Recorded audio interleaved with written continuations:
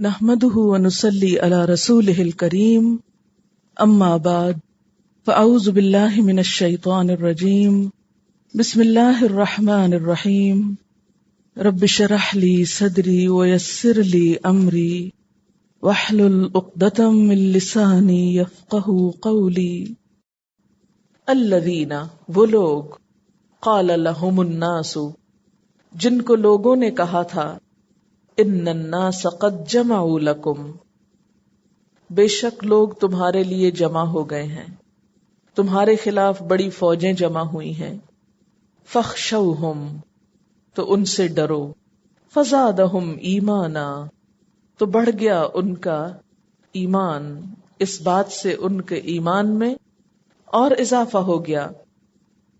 اس کا پس منظر کچھ یوں ہے کہ غزوہ احد سے واپسی کے وقت ابو سفیان نے مسلمانوں سے جو خطاب کیا تھا اس میں اس نے مسلمانوں کو چیلنج کیا تھا کہ 1 سال بعد پھر میدان بدر میں مقابلہ ہوگا۔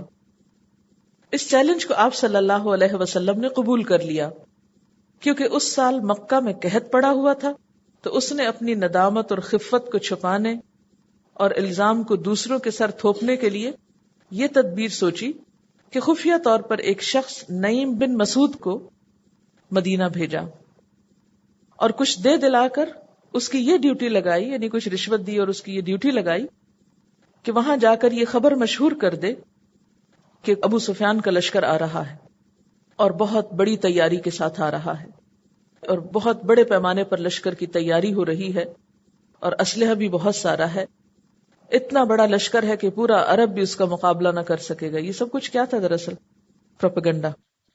آج کل کی جنگیں نیشنز کی ول یا عزم توڑ کر جیتی جاتی ہیں، میڈیا کے ذریعے غلط سٹیٹسٹکس بتائے جاتے ہیں، صرف ایک فریق کے لاسز بتائے جاتے ہیں تاکہ قوم کا مورائل ڈاؤن ہو جائے۔ مسلسل بامبنگ سے بھی قوم کی آزادی کی خواہش یا ول ختم کی جاتی ہے، ان کی ہمت توڑی جاتی ہے، کیونکہ ایک بار قوم کی ول ٹوٹ جائے تو اس کا مطلب ہے کہ جنگ جیت لی گئی۔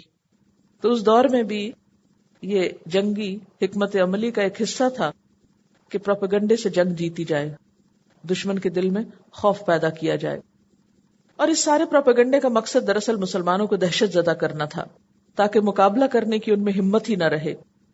چنانچہ اس نے مدینہ میں جا کر یہ افواہ خوب پھیلائی، لیکن اس پروپیگنڈے کا اثر ابو سفیان کی توقع کے بالکل برعکس نکلا۔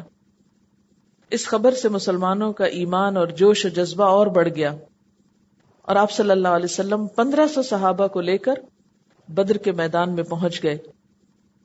ابو سفیان نے جب یہ سنا کہ مسلمان اتنی بڑی تعداد میں آ گئے ہیں مقابلہ کرنے کو، تو اسے نکلنے کی ہمت ہی نہ ہوئی۔ اس کو مارکہ بدر صغریٰ کہا جاتا ہے، اور کہا یہ جاتا ہے کہ ابو سفیان نے جب یہ خبر سنی تو 2000 لوگ لے کر نکلا بھی، لیکن تھوڑی ہی دیر کے بعد واپس لوٹ گیا۔ اسی غزوہ کو غزوہ سویق بھی کہتے ہیں، سین واو یہ قاف۔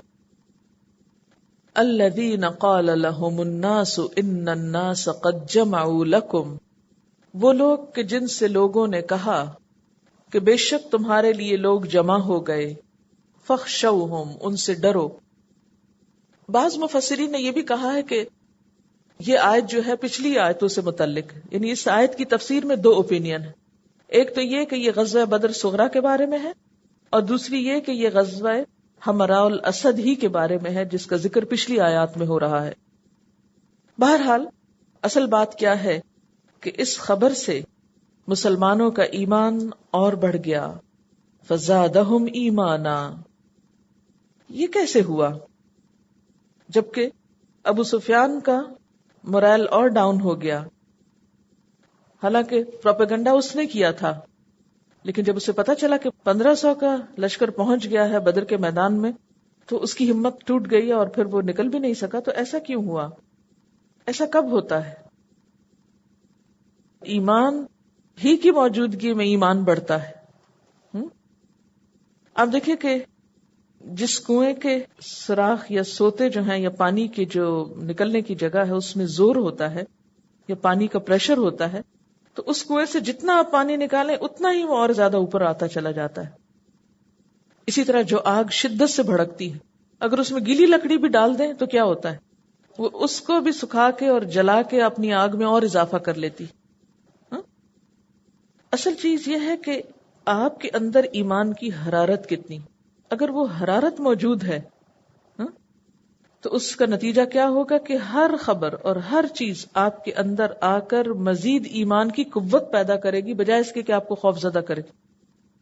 یہ بالکل ایسے ہے کہ جیسے ایک صحت مند انسان ہوتا ہے، وہ جو غذا کھاتا ہے وہ غذا اس کے لیے مزید قوت کا سبب بنتی، جبکہ ایک بیمار شخص جب غذا کھاتا ہے تو وہ غذا اس کی بیماری میں اضافے کا سبب بنتی.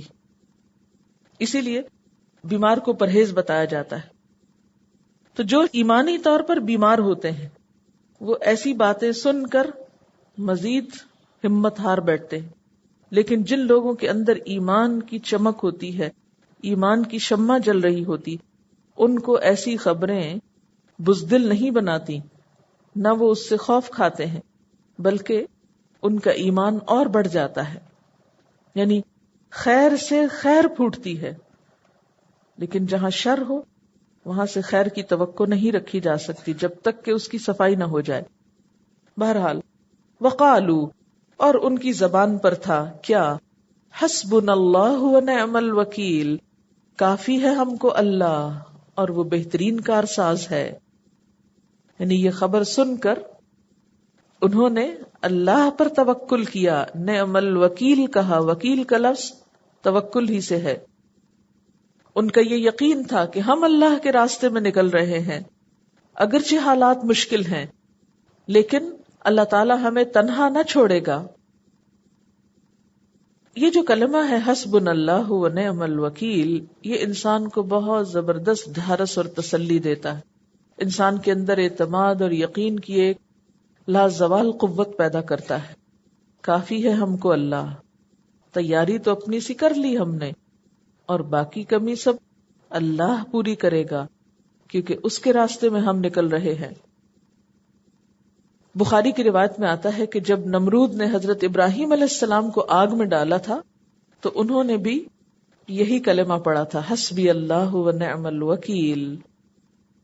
شداد بن اوس سے روایت ہے کہ آپ صلی اللہ علیہ وسلم نے فرمایا، حسبنا اللہ ہر خائف کے لیے امان ہے. یعنی جس شخص کے دل میں کوئی خوف آ رہا ہو اس کو یہ کلمہ پڑھنا چاہیے. اسی طرح طبرانی کی روایت میں ہے، جب کسی چیز سے خوف کر کے یہ کلمہ کہے تو اللہ تعالیٰ اس خوف سے نجات دیتا ہے. یعنی خوف کے وقت، گھبراہٹ کے وقت، پریشانی کے وقت ان کلمات کے ساتھ دعا کرنا اس گھبراہٹ سے نجات دیتا ہے. حضرت عائشہ رضی اللہ تعالی عنہا سے روایت ہے کہ آپ صلی اللہ علیہ وسلم کو جب کوئی غم ہوتا تو حسبنا اللہ بار بار کہا کرتے تھے. یعنی صرف ایک دفعہ نہیں، کئی بار حسبنا اللہ ونعم الوکیل، اور کہنا بھی پورے ایمان اور یقین کے ساتھ چاہیے، نہ کہ آدھے دل کے ساتھ.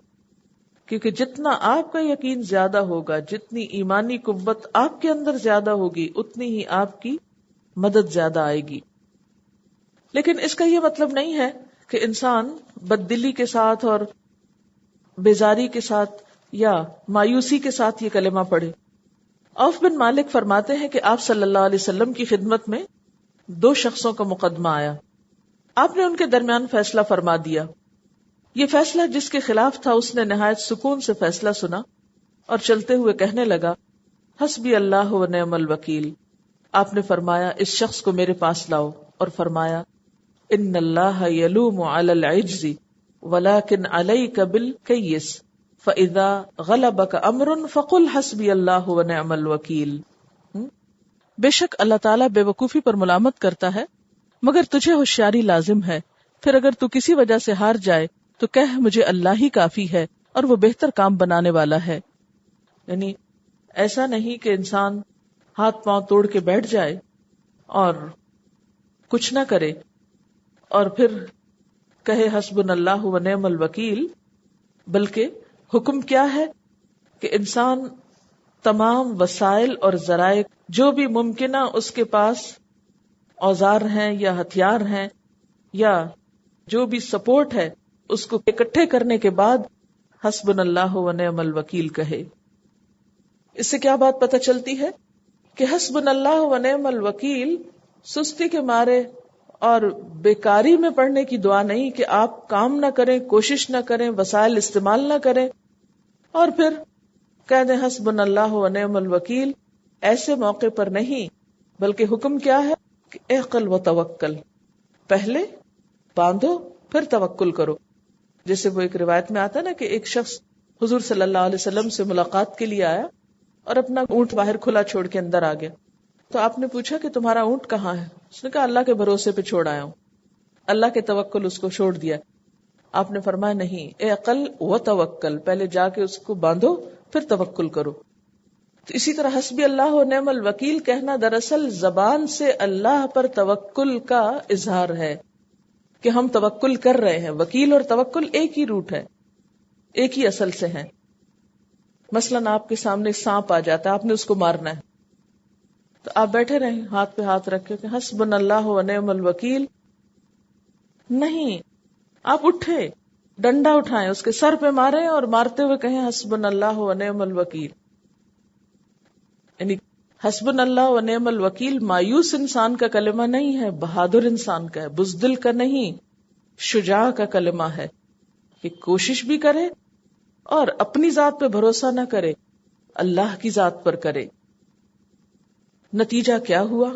فانقلبوا بنعمت من اللہ وفضل، پس وہ پلٹے اللہ کی نعمت کے ساتھ اور فضل کے ساتھ. لم یمسسہم سوء، ان کو کسی تکلیف نے نہ چھوا. غزوہ حمراء الاسد میں بھی ایسا ہی ہوا کہ مسلمان نکلے تو کافر ڈر کے بھاگ گئے، حالانکہ ان کا واپس پلٹنے کا ارادہ تھا. غزوہ بدر صغریٰ میں بھی یہی ہوا کہ جب مسلمانوں کا 1500 کا لشکر میدان میں پہنچ گیا تو دشمنوں کو خوف لاحق ہوا اور وہ واپس چلے گئے. اور بنعمت سے مراد یہاں کیا ہے کہ وہ اللہ کی نعمت کے ساتھ پلٹے. پہلی نعمت تو یہ کہ اللہ تعالیٰ نے کافروں کے دلوں میں رعب ڈال دیا اور وہ بھاگ گئے. دوسری نعمت یہ بتائی جاتی ہے کہ حمراء الاسد کے بازار میں اللہ تعالیٰ نے ان کو تجارت کا موقع دیا اور مسلمان منافع کما کے واپس لوٹے. اور تیسری نعمت اور فضل کیا ہے کہ اللہ تعالیٰ کی رضا حاصل کی. اگر وہ گھر میں بیٹھ کر پریشان ہوتے اور خوف زدہ ہوتے اور محنت اور کوشش نہ کرتے تو یہ سب نعمتیں ان کو میسر نہ آتی. ان آیات سے مقصود کیا ہے؟ ان آیات سے مقصود یہ ہے کہ غزوہ احد میں مسلمانوں کو جو شکست ہوئی تھی اور ان کا جو موریل ڈاؤن ہوا تھا، اس کے بعد انہوں نے ہمت ہارنے کی بجائے اللہ پہ بھروسہ کرتے ہوئے جو قدم اٹھائے اور جو اللہ اور رسول کی پکار پہ لبیک کہا تو ان پر اللہ کی مدد بھی آئی. واتبعوا رضوان اللہ، اور انہوں نے اللہ کی رضامندی پائی، اللہ کی رضا پہ چلنے کا شرف بھی ان کو حاصل ہوا. واللہ ذو فضل عظیم، اور اللہ بہت بڑے فضل والا ہے. انما ذالکم الشیطان، بے شک یہ شیطان ہے، یخوف اولیاءہ، جو اپنے دوستوں سے ڈراتا ہے. اس کے دوستوں سے مراد کون ہے؟ دشمن کے لشکر، قریش کا لشکر. اور یخوف کا لفظ یہاں کس معنی میں استعمال ہوا ہے کہ مسلمانوں کے دل میں وہ وسوسے ڈال رہا تھا، ان کو وہم ڈال رہا تھا کہ دیکھو تمہارے دشمن بڑے طاقتور ہیں. شیطان کا اصل میں طریقہ یہ ہوتا ہے کہ وہ جن انسانوں کو اپنے قریب پاتا ہے انہیں اکسا کر کھڑا کر دیتا ہے. یعنی جو اس کی دسترس میں ہوتے ہیں یا جو اس کے چیلے ہوتے ہیں یا جو اس کے پیروکار ہوتے ہیں، ان کو وہ اللہ کی راہ پہ چلنے والوں کو ڈرانے کے لیے بھیجتا ہے. وہ کیا کرتے ہیں؟ آ کے دین کے راستے پہ چلنے والوں کے دل میں ایسے وسوسے ڈالتے ہیں کہ جس سے وہ خوف زدہ ہو کر دین کا راستہ چھوڑ دیں. ان غزوات کے کانٹیکسٹ میں کیا ہے کہ شیطان نے بھرپور کوشش یہ کی کہ ایسے لوگوں کے ذریعے، قریش اور ان کے ساتھیوں اور حمایتیوں کے ذریعے، مسلمانوں کے دل میں خوف پیدا کیا جائے، جس کے لیے وہ سارا پروپیگنڈا کیا گیا. مسلمانوں کو ایسے میسیجز بھجوائے گئے کہ دشمن بہت طاقتور ہے، وہ آ رہا ہے، اور مدینہ کو ملیا میٹ کر دیا جائے گا اور تم ان سے ڈرو. یہ سب شیطان کی چالیں تھی. اور یہ صرف ان کے ساتھ نہیں ہوا، یہ سب کے ساتھ ہوتا ہے. یاد رکھیے، جو شخص بھی اللہ کے راستے پہ چلتا ہے اس سفر میں ایسے لمحات اور مواقع ضرور آتے ہیں کہ جب انسان کم ہمت ہونے لگتا ہے، جب انسان کو ایسے لوگ مل جاتے ہیں جو اس کو طرح طرح کے اندیشے بتا کر اور طرح طرح کی باتیں اور واقعات اور قصے کہانیاں سنا کر اس کو بہت ہی پریشان کرتے ہیں اور ڈراتے ہیں کہ دیکھو دین کے راستے پہ چل کر فلاں کا یہ نقصان ہوا، فلاں کو یہ مشکل ہوئی، تم بھی کس راستے پہ چلے ہو، تمہارے لیے بھی زندگی بہت دوبھر ہو جائے گی. اور یہ کام دو طرح سے ہوتا ہے. نمبر ایک، وہ خود دل میں وسوسے ڈالتا ہے. نمبر دو، وہ اپنے دوستوں، اپنے چیلوں کے ذریعے، اپنے پیروکاروں کے ذریعے ایمان والوں کو لیٹ ڈاؤن کرتا ہے یا انہیں اندرونی طور پہ کمزور کرتا ہے.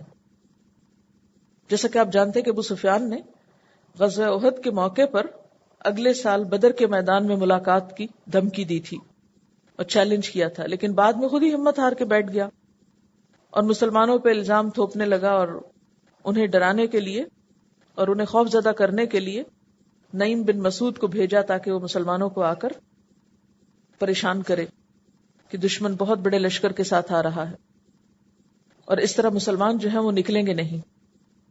نہیں سمجھ آئی یہ بات؟ بنیادی طور پر ہوا یہ تھا کہ غزوہ احد کے بعد ابو سفیان نے چیلنج کیا تھا کہ میں اگلے سال پھر آؤں گا اور رہی صحیح کسر پوری کر دوں گا. اب یہ چیلنج مسلمانوں کو یاد تھا. اب جب ابو سفیان واپس لوٹا تو کیا ہوا؟ مکہ میں قحط پڑ گیا اور حالات اتنے خراب ہو گئے کہ لوگوں کے پاس کھانے کو نہیں تھا، کہاں یہ کہ وہ جنگ لڑیں. اب ابو سفیان کی ناک کٹتی تھی کہ میں تو کہہ کے آیا تھا کہ تمہیں آ کے نپٹوں گا اگلے سال. اب اپنی خفت مٹانے کے لیے اس نے کیا کیا؟ نعیم بن مسعود کو کچھ پیسے دیے اور کہا جاؤ اور مسلمانوں کے درمیان یہ خبر مشہور کرو کہ ابو سفیان بہت بڑے لشکر اور بڑی زبردست تیاری کے ساتھ آ رہا ہے، تاکہ مسلمانوں کے اندر خوف پیدا ہو اور اس طرح وہ مقابلے کے لیے نہ نکلیں. لیکن مسلمانوں کو چونکہ یاد تھا کہ ابو سفیان یہ کہہ کر گیا ہے تو پوری تیاری کے ساتھ 1500 کا لشکر میدان بدر میں جا پہنچا. اس واقعے کو سن کر ابو سفیان نے 2000 کا لشکر لیا اور نکلا، لیکن تھوڑی دور جا کر واپس پلٹ گیا. اللہ تعالیٰ اس واقعے پہ تبصرہ کرتے ہوئے فرماتے ہیں کہ یہ شیطان ہوتا ہے جو اپنے دوستوں سے تم کو ڈراتا ہے. تو شیطان کے دوست کون ہیں؟ قریش اور ابو سفیان اور اس کا لشکر، اور پھر نعیم بن مسعود جو اس کا ایجنٹ بن کر یا اس کا نمائندہ بن کر وہاں پر آیا تھا اور مسلمانوں کو پریشان کر رہا تھا. تو اللہ تعالیٰ مسلمانوں کو یہ سمجھا رہے ہیں کہ دیکھو دشمنوں کی باتوں سے، پروپیگنڈے سے کبھی خوف زدہ نہ ہونا. اب نہیں دیکھا ہوگا کہ عام طور پر بھی جب جنگیں ہوتی ہیں تو کیا کہا جاتا ہے؟ افواہیں نہ پھیلائیے، افواہوں پر یقین نہ کیجیے، کیونکہ بسا اوقات افواہوں سے جیتی ہوئی جنگیں بھی ہار دی جاتی. یہ جو بیڈ نیوز ہوتی ہے نا یا بری خبریں ہوتی یہ انسان کو اندر سے کھوکھلا کر دیتی. ایک عام نفسیات کی بات بھی ہے کہ اگر کوئی آ کر آپ کو ایک بری بات سنائے، تھوڑی دیر بعد ایک اور آ جائے، پھر ایک اور آ جائے، تو اچھے بھلے آپ ڈپریسڈ ہو جائیں گے. یعنی گھر سے آپ نکلے بہت اچھے ارادے سے، بہت جوش و خروش کے ساتھ، بہت ایکٹیولی اور بہت خوشی خوشی سے کہ آج مجھے بہت اچھے اچھے کام کرنے. راستے میں ایک مل جاتا ہے آپ کو، وہ ایک بات کہتا ہے تو آپ تھوڑے سے پریشان ہوتے ہیں. آگے کوئی اور مل جاتا ہے، پھر کوئی اور مل جاتا ہے، تو وہ جو آپ کا عزم اور ارادہ اور شوق اور ذوق تھا ایک نیک کام کے کرنے کا، سب کا سب ختم ہو جاتا ہے اور آپ نئے تفکرات اور غم میں مبتلا ہو جاتے ہیں. یہ سب کچھ ہوتا ہے، لیکن کیوں ہوتا ہے؟ یہ شیطان کی چال ہے اور وہ اللہ کے دین کے راستے پر چلنے والوں کو انہی ہتھ کنڈوں سے پریشان کر کے اس راستے سے روکنا چاہتا ہے.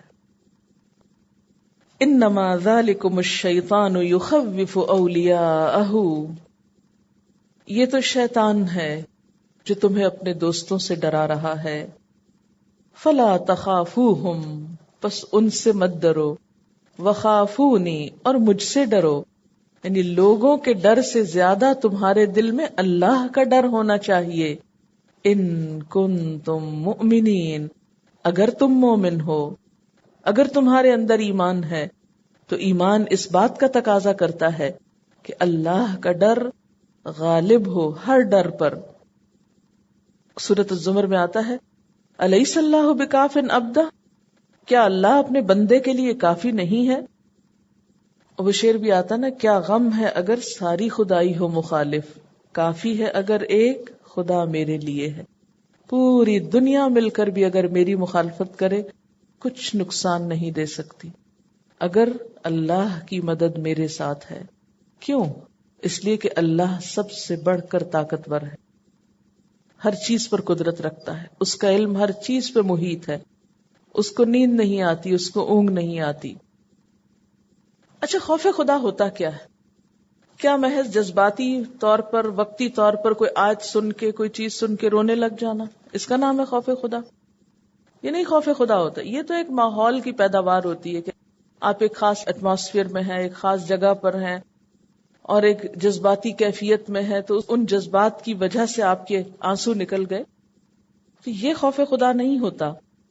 خوف خدا اس بات کا نام ہے کہ اللہ کے ڈر سے انسان حرام کو چھوڑ دے، غلط کام کو چھوڑ دے، غلط بات کو چھوڑ دے. جس چیز پر اسے ڈر ہے کہ عذاب ہوگا، سزا ہوگی، اس پر محض رونے کی بجائے، کیونکہ بعض لوگ ایسا ہوتا ہے نا کہ آخرت کی آیات، جہنم کی آیات پڑھتے ہیں یا سنتے ہیں تو رونے لگ جاتے ہیں. اچھی علامت ہے، رونا چاہیے، وہ بھی اچھی بات ہے، قرآن پڑھ کر آنسو آنے چاہیے. لیکن صرف یہیں تک آنسو آنا اور ان کو پوچھ کے پھر اٹھ جانا اور گھر جا کے کچھ بھی نہ کرنا اور عمل میں کوئی تبدیلی پیدا نہ کرنا، یہ نہیں خوف خدا ہوتا. خوف خدا اس چیز کا نام ہے کہ انسان اللہ کے ڈر سے غلط باتوں اور غلط کاموں کو چھوڑ دے. وَلَا يَحْزُنْكَ الَّذِينَ يُسَارِعُونَ فِي الْكُفْرِ، اور نہ غمگین کریں تجھ کو وہ لوگ جو کفر میں جلدی کر رہے ہیں، کفر میں بھاگ دوڑ کر رہے ہیں، کفر میں تیز گامی دکھا رہے ہیں. انہم لن یضروا اللہ شیئا، بے شک وہ اللہ کو ہرگز کچھ نقصان نہیں دے سکتے، یہ اللہ کا کچھ نہیں بگاڑ سکتے. بسا اوقات انسان پر مایوسی کس لیے آتی؟ جب وہ دیکھتا ہے کہ اہل ایمان کمزور ہیں، تعداد میں کم ہیں، اس کے مقابلے میں دین کے دشمن بہت طاقتور ہیں، کثرت سے ہیں، تعداد میں بہت زیادہ ہیں. تو ایسی صورت میں اللہ تعالیٰ مسلمانوں کو تسلی دے رہے ہیں. یا یہ کہ تعداد میں کثرت سے ہیں اور اپنے مشن میں بہت تیزی دکھا رہے ہیں، بہت زیادہ دوڑ دھوپ کر رہے ہیں. فرمایا کہ کفر کے راستے میں جو بھی محنت ہو رہی ہے، جو بھی بھاگ دوڑ ہو رہی ہے، جو بھی سرگرمی ہو رہی ہے، اس پر تم خوف زدہ نہ ہو، اس پہ غمگین نہ ہو، اس پہ پریشان نہ ہو. یہ لوگ کفر میں جتنی بھی ترقی کر جائے، یہ ان کو اللہ کے عذاب سے بچا نہیں سکتی، یہ اللہ تعالیٰ کا کچھ نہیں بگاڑ سکتے. پھر سوال یہ پیدا ہوتا ہے کہ ایک شخص جو اللہ کو نہیں مانتا، اس کے دین کو نہیں مانتا، اس کو دنیا میں اتنی کامیابی کیوں ہو جاتی؟ فرمایا یرید اللہ، اللہ چاہتا ہے، اللہ یجعل لہم حظا فی الآخرہ، کہ ان کے لیے آخرت میں کوئی حصہ نہ چھوڑے، یعنی ان کی ان کوششوں اور سرگرمیوں کا فائدہ اور رزلٹ دنیا میں ہی دکھا دے. اس لیے انہیں اپنی کوششوں پر جو وقتی کامیابی ہوتی ہے وہ اللہ کے اذن اور مصلحت سے ہوتی ہے، کیونکہ اللہ تعالیٰ ان کی آخرت کو مکمل طور پر فائدے سے خالی کرنا چاہتا ہے. وَلَهُمْ عَذَابٌ عَظِيمٌ، اور ان کے لیے بہت بڑا عذاب ہے. ان الذین اشتروا الکفر بالایمان، یقیناً وہ لوگ جنہوں نے کفر کو ایمان کے بدلے میں خرید لیا. اور کفر کو خریدنا کیا ہوتا ہے؟ یعنی ایمان چھوڑ کر کفر لینا، کفر اختیار کرنا، اللہ کی نافرمانی کرنا. لن یضر اللہ شیئا، وہ اللہ کو ہرگز نقصان نہیں دے سکتے. وَلَهُمْ عَذَابٌ أَلِيمٌ، اور ان کے لیے دردناک عذاب ہے. پیچھے عذاب عظیم کہا گیا، یہاں عذاب علیم کہا گیا. وَلَا يَحْسَبَنَّ الَّذِينَ كَفَرُوا، اور ہرگز نہ سمجھے وہ لوگ جنہوں نے کفر کیا. کیا نہ سمجھے؟ انما نملی لہم خیر لانفسہم، کہ جو ڈھیل ہم ان کو دے رہے ہیں وہ ان کے نفسوں کے لیے اچھی ہے. نہیں، یہ ان کے لیے اچھی نہیں. نملی کا لفظ جو ہے یہ املا سے ہے، پیچھے بھی آپ پڑھ چکے ہیں.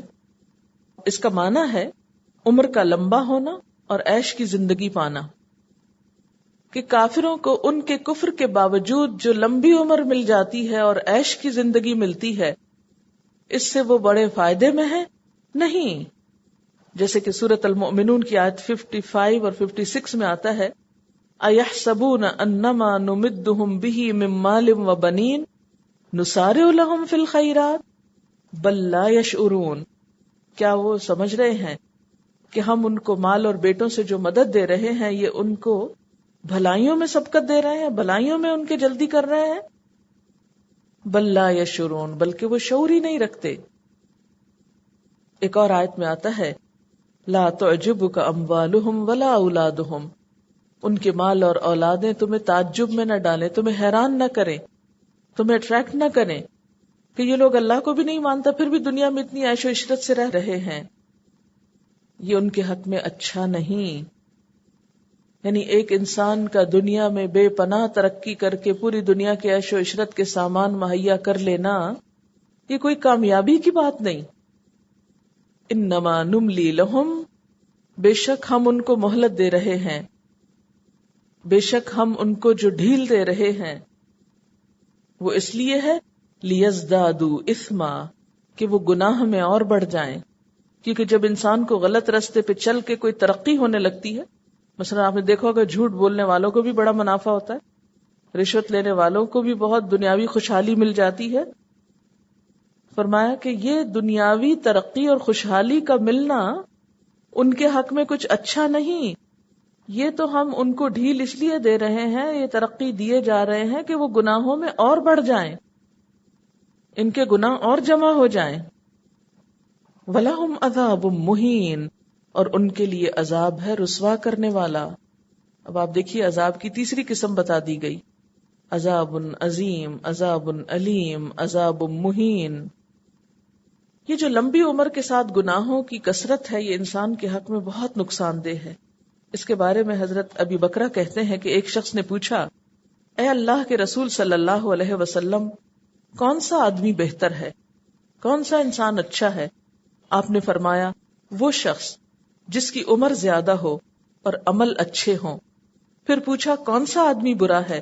فرمایا جس کی عمر زیادہ ہو اور عمل برے ہوں.